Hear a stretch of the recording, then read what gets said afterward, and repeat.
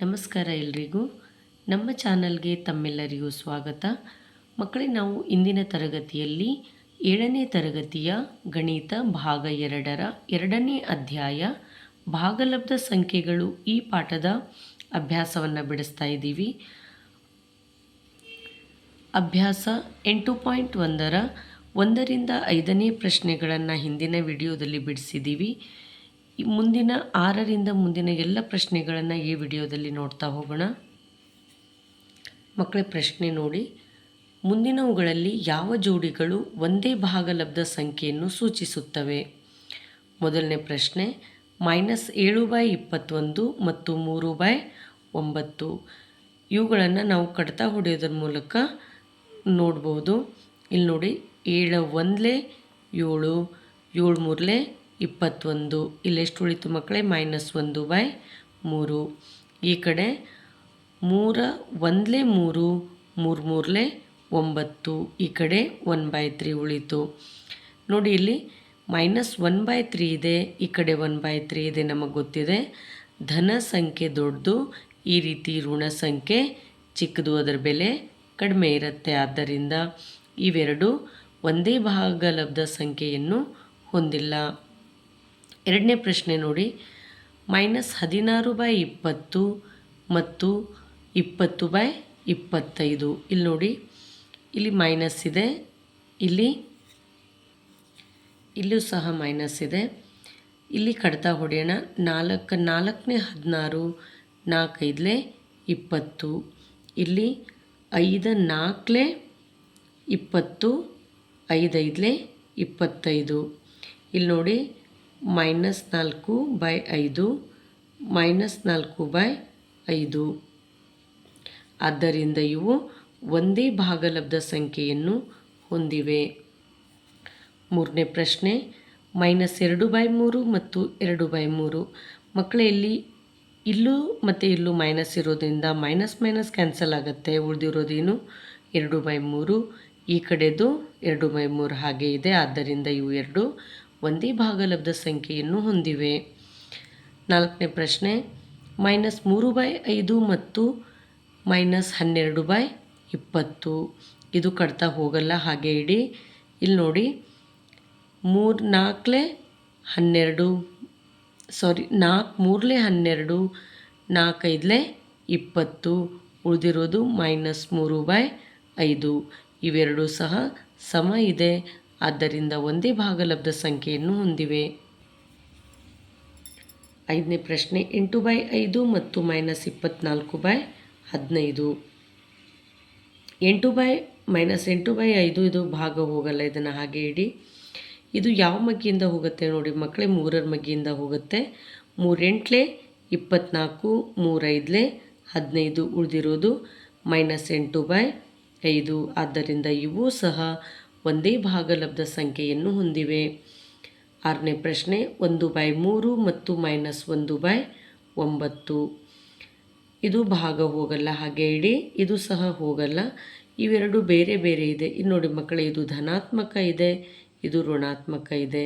ಹಾಗಾಗಿ ಇವು ಒಂದೇ ಭಾಗಲಬ್ಧ ಸಂಖ್ಯೆಯನ್ನು ಹೊಂದಿಲ್ಲ. ಏಳನೇ ಪ್ರಶ್ನೆ, -5/-9, 5/-9. ಈ ಮೈನಸ್ ಕ್ಯಾನ್ಸಲ್ ಆಗುತ್ತೆ. ಉಳಿದಿರೋದು 5/9.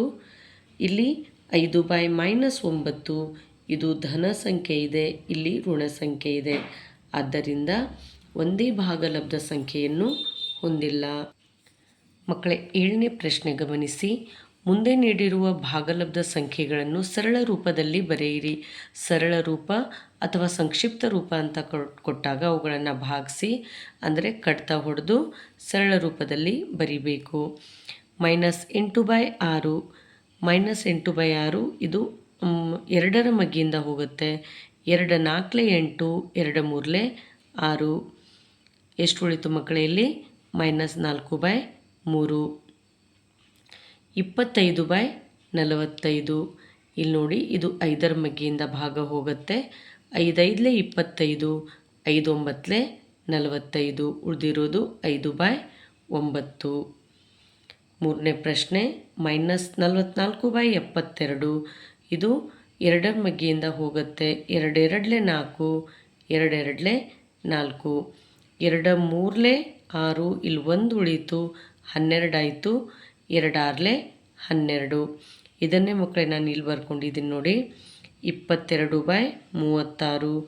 ಇದು 2 1 2, 2 1 2, ಇದು ಸಹ 2ರಿಂದ ಹೋಗುತ್ತೆ. 2 1 2, ಇಲ್ಲೆಷ್ಟು ಉಳೀತು 1, ಆಗ ಇದು 16 ಆಯಿತು, 2 8 16, ಉಳಿದದ್ದು -11/18. 4ನೇ ಪ್ರಶ್ನೆ -8/10. ಎರಡರ ಮಗ್ಗಿಯಿಂದ ಹೋಗುತ್ತೆ. 2 4 8, 2 5 10, ಹಾಗಾಗಿ ಇದು -4/5. 8ನೇ ಪ್ರಶ್ನೆ ಖಾಲಿ ಜಾಗವನ್ನು ಸೂಕ್ತವಾದ ಸಂಕೇತ ದೊಡ್ಡದು, ಚಿಕ್ಕದು ಅಥವಾ ಸಮ ಚಿಹ್ನೆ ಬಳಸಿ ಭರ್ತಿ ಮಾಡಿ. ಮೊದಲನೇ ಪ್ರಶ್ನೆ -5/7 ಮತ್ತು 2/3. ಮಕ್ಕಳು ಈ ಪ್ರಶ್ನೆಯನ್ನು ಸರಿಯಾಗಿ ಗಮನಿಸಿ. ಈ ಕಡೆ ಋಣ ಚಿಹ್ನೆ ಇದೆ, ಈ ಕಡೆ ಧನ ಚಿಹ್ನೆ ಇದೆ. ಆದ್ದರಿಂದ ನಾವು ಈ ಪ್ರಶ್ನೆನ ನೋಡಿದ ತಕ್ಷಣ ಹೇಳ್ಬೋದು 2/3 ದೊಡ್ಡದು. ಎರಡನೇ ಪ್ರಶ್ನೆ -4/5 ಮತ್ತು -5/7. ಇದನ್ನು ನಾವು ಛೇದ ಸಮ ಮಾಡಿಕೊಂಡು ನೋಡಬೇಕಾಗತ್ತೆ. ಯಾಕಂದರೆ ಎರಡೂ ಕಡೆ ಮೈನಸ್ ಇರೋದ್ರಿಂದ ಛೇದ ಸಮ ಮಾಡ್ಕೊಳ್ಳೋಣ. ಇಲ್ಲಿ ನೋಡಿ -4/5, ಇಲ್ಲಿ ಇದರ ಲಸ ತೆಗೆದಾಗ ನಮಗೆ 35 ಬರುತ್ತೆ. ಇಲ್ಲಿ 5 ಇರೋದ್ರಿಂದ ಇಲ್ಲಿ ಲಸ 35 ಬರಬೇಕು ಅಂದರೆ ನಾವು 7ರಿಂದ ಅಂಶ ಮತ್ತು ಛೇದಕ್ಕೆ ಭಾಗಿಸಬೇಕು. -4 × 7 ಅಂದರೆ 4 7 28, ಮೈನಸ್ಗೆ ಮೈನಸ್, 5 7 35. ಇಲ್ಲಿ ಛೇದ 7 ಇದೆ, ಇಲ್ಲಿ 35 ಆಗಬೇಕಾದ್ರೆ ನಾವು ಅಂಶ ಮತ್ತು ಛೇದಕ್ಕೆ 5ರಿಂದ ಗುಣಿಸಬೇಕು. 5 5 25, ಮೈನಸ್ಗೆ ಮೈನಸ್, 7 5 35. ಈಗ ನೋಡಿ ಮಕ್ಕಳೇ, ಇಲ್ಲಿ ಛೇದ ಸಮ ಆಯಿತು. ಈಗ ನೋಡಿ ಇಲ್ಲಿ 28 ಇದೆ, ಇಲ್ಲಿ 25 ಇದೆ. ಹಾಗಾದರೆ ಇದು ದೊಡ್ಡದಾ? ಅಲ್ಲ. ಇಲ್ಲಿ ಋಣ ಚಿಹ್ನೆ ಇದೆ, ಇಲ್ಲೂ ಋಣ ಚಿಹ್ನೆ ಇದೆ. ಋಣ ಚಿಹ್ನೆ ಇದ್ದಾಗ ಚಿಕ್ಕದಿರೋದೇ ಏನಾಗುತ್ತೆ? ಹೌದು, ನೀವು ಹೇಳ್ತಿರೋದು ಸರಿ, -25/35 ದೊಡ್ಡದು. ಇಲ್ಲಿ ನೋಡಿ ಮೂರನೇ ಪ್ರಶ್ನೆ -7/8, 14/-16. ಇಲ್ಲಿ ನೋಡಿ ಮಕ್ಕಳು, ಇಲ್ಲಿ ಕಡ್ತಾ ಹೊಡೆದು ನೋಡಿ, 2 7 14, 2 8 16. ಇಲ್ಲಿ ನೋಡಿ -8, 7/8, ಈ ಕಡೆ ಉಳಿದಿದ್ದು 7/-8. ಇಲ್ಲಿ ಅಂಶದಲ್ಲಿ ಋಣ ಚಿಹ್ನೆ ಇದೆ, ಇಲ್ಲಿ ಛೇದದಲ್ಲಿ ಋಣ ಚಿಹ್ನೆ ಇದೆ. ಇದ್ದರೂ ಸಹ ಇವೆರಡು ಒಂದೇ, ಹಾಗಾಗಿ ಇವೆರಡು ಸಮ. 4ನೇ ಪ್ರಶ್ನೆ -8/5, -7/4. ಇಲ್ಲಿ ಇವು ಎರಡರ ಲಸ 5 4 20 ಆಗುತ್ತೆ. ಇಲ್ಲಿ ಛೇದದಲ್ಲಿ 20 ಆಗಬೇಕು ಅಂದರೆ ನಾವು ಅಂಶ ಮತ್ತು ಛೇದಕ್ಕೆ 4ರಿಂದ ಗುಣಿಸಬೇಕು. ಇಲ್ಲಿ ಅಂಶ ಮತ್ತು ಛೇದಕ್ಕೆ 5ರಿಂದ ಗುಣಿಸಬೇಕು. ಯಾಕೆ ಹೇಳಿ? ನಮಗೆ ಛೇದದಲ್ಲಿ 20 ಬರಬೇಕು. 8 4 32, ಮೈನಸ್ಗೆ ಮೈನಸ್, 5 4 20, 7 5 35, ಋಣ ಚಿಹ್ನೆ ಇದೆ, ಋಣ ಚಿಹ್ನೆ ಬರೀರಿ. 4 5 20. ಇವಾಗ ನೋಡಿ ನಮಗೆ ಛೇದ 20 ಬಂತು. ಆದರೆ ಈಗ ನೋಡ್ಬೇಕು ನಾವು, ಇಲ್ಲೂ ಋಣ ಚಿಹ್ನೆ ಇದೆ, ಇಲ್ಲೂ ಋಣ ಚಿಹ್ನೆ ಇದೆ. ಈ ರೀತಿ ಇದ್ದಾಗ ಯಾವ ಸಂಖ್ಯೆ ಚಿಕ್ಕದಿರುತ್ತೋ ಅದು ದೊಡ್ಡದಾಗಿರುತ್ತೆ. ಹಾಗಾಗಿ -8/5 ದೊಡ್ಡದು ಯಾವುದಕ್ಕಿಂತ? -7/4ಕ್ಕಿಂತ. 5ನೇ ಪ್ರಶ್ನೆ 1/-3, -1/4. ಈ ರೀತಿ ಛೇದ ಬೇರೆ ಬೇರೆ ಇದ್ದಾಗ ನಾವು ಛೇದ ಸಮ ಮಾಡ್ಕೋಬೇಕಾಗತ್ತೆ. ಇಲ್ಲಿ 3 4 12 ಆಗುತ್ತೆ. ಇಲ್ಲಿ ಛೇದದಲ್ಲಿ 12 ಆಗಬೇಕು ಅಂದರೆ ನಾವು 4ರಿಂದ ಅಂಶ ಮತ್ತು ಛೇದ ಎರಡಕ್ಕೂ ಗುಣಿಸಬೇಕು. 1 4 4, 3 4 12, ಮೈನಸ್ಗೆ ಮೈನಸ್. ಇಲ್ಲಿ -1/4ಗೆ ಇಲ್ಲಿ ಛೇದ 12 ಬರಬೇಕಾದ್ರೆ ನಾವು ಅಂಶ ಮತ್ತು ಛೇದಕ್ಕೆ 3ರಿಂದ ಗುಣಿಸಬೇಕು. 1 3 3, ಮೈನಸ್ಗೆ ಮೈನಸ್, 4 3 12. ನಿಮಗೆ ಗೊತ್ತಿದೆ ಛೇದ ಸಮ ಇದೆ, ಈಗ ಈ ರೀತಿ ಋಣ ಚಿಹ್ನೆ ಇದ್ದಾಗ ಯಾವುದು ಚಿಕ್ಕದೋ ಅದೇ ದೊಡ್ಡದು. 6ನೇ ಪ್ರಶ್ನೆ 5/-11 ಇಲ್ಲಿ -5/11 ಈ ರೀತಿ ಅಂಶ ಅಥವಾ ಛೇದದಲ್ಲಿದ್ದಾಗ ಇಲ್ಲಿ ಋಣ ಸಂಖ್ಯೆ ನೋಡಿ, ಇಲ್ಲಿ ಛೇದದಲ್ಲಿದೆ, ಇಲ್ಲಿ ಅಂಶದಲ್ಲಿದೆ. ಹೀಗಿದ್ದರೂ ಸಹ ಇವೆರಡು ಸಮ. 6ನೇ ಪ್ರಶ್ನೆ 0 ಮತ್ತು -7/6 ಇದೆ. ಇಲ್ಲಿ ನೋಡಿ, ಇದು ಋಣ ಸಂಖ್ಯೆ ಯಾವಾಗಲೂ 0ಕ್ಕಿಂತನೂ ಕಡಿಮೆನೇ ಇರುತ್ತೆ. 9ನೇ ಪ್ರಶ್ನೆ ಪ್ರತಿಯೊಂದರಲ್ಲಿ ಯಾವುದು ದೊಡ್ಡದು? ಮೊದಲನೇದ್ದು 2/3, 5/2 ಇವೆರಡರಲ್ಲ ಸಹ 6 ಬರುತ್ತೆ. ಇಲ್ಲಿ ಛೇದ 6 ಬರಬೇಕಾದ್ರೆ ನಾವು ಮೊದಲಿನ ಸಂಖ್ಯೆಗೆ ಇಲ್ಲಿ ನೋಡಿ 3 ಇರೋದ್ರಿಂದ 2ರಿಂದ ಅಂಶ ಮತ್ತು ಛೇದಕ್ಕೆ 2ರಿಂದ ಗುಣಿಸಬೇಕು. ಇಲ್ಲಿ ಅಂಶ ಮತ್ತು ಛೇದಕ್ಕೆ 3ರಿಂದ ಗುಣಿಸಬೇಕು. 2 2 4, 3 2 6, 5 3 15, 2 3 6. ಇವಾಗ ಛೇದ ಸಮ ಇದೆ. ಯಾವುದು ದೊಡ್ಡದು? ಹೌದು, 6ರಲ್ಲಿ 15 ದೊಡ್ಡದು. ಆದ್ದರಿಂದ 5/2 ದೊಡ್ಡದು. 2ನೇ ಪ್ರಶ್ನೆ -5/6 ಮತ್ತು -4/3 ಇಲ್ಲಿ 6 ಮತ್ತು 3ರ ಲಸ ತೆಗಿರಿ ಮಕ್ಕಳೇ, 6 ಬರುತ್ತೆ. ಈ ಮೊದಲನೇ ಸಂಖ್ಯೆಯಲ್ಲಿ 6 ಇರೋದ್ರಿಂದ ಅದನ್ನು ಹಾಗೆ ಇಡಿ. ಇಲ್ಲಿ -4/3ರಲ್ಲಿ ನಾವು ಛೇದ 6 ಬರಬೇಕು ಅಂದರೆ ಅಂಶ ಮತ್ತು ಛೇದಕ್ಕೆ 2ರಿಂದ ಗುಣಿಸಿ. 4 2 8, 3 2 6. ಈಗ ಛೇದ ಸಮ ಇದೆ. ಇವಾಗ ಅಂಶದಲ್ಲಿ ಚಿಕ್ಕದಿರುವಂತಹ ಸಂಖ್ಯೆನೇ ದೊಡ್ಡದು. ಹಾಗಾಗಿ -5/6 ದೊಡ್ಡದು. -3/4, 2/-3. 4 ಮತ್ತು 3ರ ಲಸ 12. ಇಲ್ಲಿ ಛೇದ ಸಮ ಮಾಡ್ಕೊಳ್ಳಿ, 12 ಬರೋ ಹಾಗೆ. ಇಲ್ಲಿ 4 ಇರೋದ್ರಿಂದ ನಾವು ಅಂಶ ಮತ್ತು ಛೇದಕ್ಕೆ ಇಲ್ಲಿ 3ರಿಂದ ಗುಣಿಸಿ, ಇಲ್ಲಿ 4ರಿಂದ ಗುಣಿಸಿ. 3 3 9, ಮೈನಸ್ಗೆ ಮೈನಸ್, 4 3 12, 2 4 8, 3 4 12, ಮೈನಸ್ಗೆ ಮೈನಸ್. ಈಗ ಛೇದ ಸಮ ಇದೆ. ಹಾಗಾಗಿ ಚಿಕ್ಕದಿರುವಂತಹ ಸಂಖ್ಯೆ ದೊಡ್ಡದಾಗಿರುತ್ತೆ. ಹಾಗಾಗಿ 2/-3 ದೊಡ್ಡದು. -1/4, 1/4 ಯಾವುದು ಹೇಳಿದ್ರಲ್ಲಿ? Very good, S. ಇಲ್ಲಿ ಧನ ಸಂಖ್ಯೆ ಇರೋದ್ರಿಂದ 1/4 ದೊಡ್ಡದು. 5ನೇ ಪ್ರಶ್ನೆ -3.2/7, -3.4/5. ಇಲ್ಲಿ ನೋಡಿ ಮಕ್ಕಳೇ, ಈ ಮಿಶ್ರ ಭಿನ್ನರಾಶಿಯನ್ನು ನಾವು ವಿಷಮ ಭಿನ್ನರಾಶಿಯಾಗಿ ಮಾಡ್ಕೋಬೇಕು. 3 7 21, 21ಕ್ಕೆ 2 ಸೇರಿಸಿದರೆ 23, ಮೈನಸ್ಗೆ ಮೈನಸ್, /7. 5 3 15, 15 4 19, -19, /5. 7 ಮತ್ತು 5ರ ಲಸ 35 ಬರುತ್ತೆ. ಹಾಗಾಗಿ ನಾವು ಛೇದ 35 ಬರೋ ಹಾಗೆ ಮಾಡ್ಕೊಳ್ಬೇಕು. ಇಲ್ಲಿ 7 ಇರೋದ್ರಿಂದ ಅಂಶ ಮತ್ತು ಛೇದಕ್ಕೆ 5ರಿಂದ ಗುಣಿಸಿ. ಇಲ್ಲಿ 5 ಇರೋದ್ರಿಂದ ಅಂಶ ಮತ್ತು ಛೇದಕ್ಕೆ 7ರಿಂದ ಗುಣಿಸಿ. 23 × 5 ಮಾಡಿದಾಗ 115 ಬರುತ್ತೆ. ಮೈನಸ್ಗೆ ಮೈನಸ್, -115/7 35. 19 7 133, ಮೈನಸ್ಗೆ ಮೈನಸ್, /5 35. ಈಗ ಛೇದ ಸಮ ಇದೆ.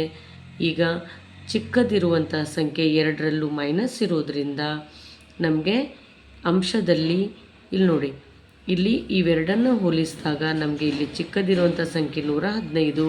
ಹಾಗಾಗಿ ಇದು -3.2/7 ದೊಡ್ಡದು. 10ನೇ ಪ್ರಶ್ನೆ ಮುಂದಿನ ಭಾಗಲಬ್ಧ ಸಂಖ್ಯೆಗಳನ್ನು ಏರಿಕೆ ಕ್ರಮದಲ್ಲಿ ಬರೆಯಿರಿ. -3/5, -2/5, -1/5. ಮಕ್ಕಳೇ, ನಾವು ಏರಿಕೆ ಕ್ರಮ ಅಂತ ಅಂದಾಗ ಸಣ್ಣ ಸಂಖ್ಯೆಯಿಂದ ದೊಡ್ಡ ಸಂಖ್ಯೆ ಕಡೆಗೆ ಬರಿತಾ ಹೋಗ್ತೀವಿ. ಇಲ್ಲಿ ನೋಡಿ, ಋಣ ಚಿಹ್ನೆ ಇದ್ದಾಗ ಈ ರೀತಿ ದೊಡ್ಡದಿರುವಂತಹ ಸಂಖ್ಯೆ ಏನಾಗುತ್ತೆ, ಅದು ಚಿಕ್ಕದಾಗಿರುತ್ತೆ. ಇಲ್ಲಿ ನಮಗೆ ಛೇದ ಒಂದೇ ಆಗಿರೋದ್ರಿಂದ ಪ್ರಾಬ್ಲಮ್ ಏನಿಲ್ಲ. ಸೊ -3/5 ಇದು ಹೇಗಿದೆಯಲ್ಲ ಆಲ್ರೆಡಿ ಇದು ಏರಿಕೆ ಕ್ರಮದಲ್ಲೇ ಇದೆ. ಎರಡನೇ ಪ್ರಶ್ನೆ -1/3 -2/9 -4/3. 3, 9, 3ರ ಲಸ 9 ಆಗಿದೆ. ಹಾಗಾಗಿ ನಾವು ಛೇದ ಸಮ ಮಾಡಿಕೊಳ್ಳೋಣ 9 ಬರೋ ಹಾಗೆ. ಆಲ್ರೆಡಿ ಇಲ್ಲಿ -2/9ಕ್ಕೆ 9 ಇರೋದ್ರಿಂದ ಅದನ್ನು ಹಾಗೆ ಇಡಿ. ಈ ಸಂಖ್ಯೆ ಮತ್ತು ಈ ಸಂಖ್ಯೆಯ ಛೇದ 9 ಬರೋ ಹಾಗೆ ಅಂಶ ಮತ್ತು ಛೇದಕ್ಕೆ 3ರಿಂದ ಗುಣಿಸಿ. -1 ಗುಣಿಸು 3 ಅಂದರೆ -3, 3 3 9, 4 3 12, 3 3 9, ಮೈನಸ್ಗೆ ಮೈನಸ್. ಇವಾಗ ನೋಡಿ ಮಕ್ಕಳೇ, -3/9 -2/9 -12/9 ಇವುಗಳನ್ನು ಏರಿಕೆ ಕ್ರಮದಲ್ಲಿ ಬರೆಯೋಣ. ದೊಡ್ಡ ಸಂಖ್ಯೆ ಅಂದರೆ ಅದು ಇಲ್ಲಿ ನೋಡಿ ಅದು ಚಿಕ್ಕ ಸಂಖ್ಯೆ ಆಗುತ್ತೆ ಯಾವಾಗ ಅಂದರೆ ಈ ರೀತಿ ಋಣ ಚಿಹ್ನೆ ಇದ್ದಾಗ. ಆದ್ದರಿಂದ -4/3 -1/3 -2/9 ಇದು ಏರಿಕೆ ಕ್ರಮ. ಈ ಅಭ್ಯಾಸದ ಕೊನೆಯ ಪ್ರಶ್ನೆ -3/7 -3/2 -3/4. ಇಲ್ಲಿ ಛೇದಗಳು ಬೇರೆ ಬೇರೆ ಇರೋದ್ರಿಂದ ನಾವು ಛೇದಗಳನ್ನು ಸಮ ಮಾಡಿಕೊಳ್ಳೋಣ. 7, 2, 4ರ ಲಸ 28. ಹಾಗಾಗಿ ಇಲ್ಲಿ ನೋಡಿ ಮೊದಲ ಸಂಖ್ಯೆ -3/7 ಇಲ್ಲಿ ಛೇದ 28 ಬರಬೇಕಾದ್ರೆ ನಾವು 7 4 28. ಹಾಗಾಗಿ ಅಂಶ ಮತ್ತು ಛೇದಕ್ಕೆ 4ರಿಂದ ಗುಣಿಸಿ. 3 4 12, ಮೈನಸ್ಗೆ ಮೈನಸ್, 7 4 28. -3/2 2 ಇರೋದ್ರಿಂದ ನಾವು 14ರಿಂದ ಗುಣಿಸಿದರೆ 28 ಬರುತ್ತೆ. ಹಾಗಾಗಿ ಅಂಶ ಮತ್ತು ಛೇದಕ್ಕೆ 14ರಿಂದ ಗುಣಿಸಿ.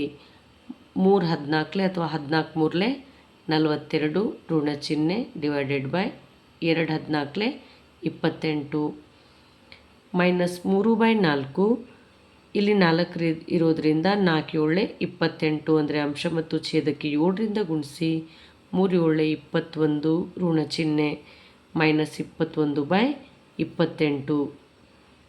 ಆದ್ದರಿಂದ ಮಕ್ಕಳೇ -3/2 -3/4 -3/7 ಇದು ಇದರ ಏರಿಕೆ ಕ್ರಮ. ಮಕ್ಕಳೇ, ಈ ವಿಡಿಯೋ ಇಷ್ಟವಾದಲ್ಲಿ ಲೈಕ್ ಮಾಡಿ, ನಿಮಗೇನು ಅನಿಸುತ್ತೆ ಕಾಮೆಂಟ್ ಮಾಡಿ, ಹಾಗೂ ನಮ್ಮ ಚಾನಲನ್ನು ಪ್ರೋತ್ಸಾಹಿಸಿ. ನಮ್ಮ ಚಾನಲನ್ನು ದಯವಿಟ್ಟು ಸಬ್ಸ್ಕ್ರೈಬ್ ಮಾಡಿ. ಈ ರೀತಿ ಮುಂದಿನ ಅಭ್ಯಾಸಗಳನ್ನು ಅಂದರೆ 8.2 ಮುಂದಿನ ವಿಡಿಯೋದಲ್ಲಿ ನೋಡೋಣ. ಧನ್ಯವಾದಗಳು.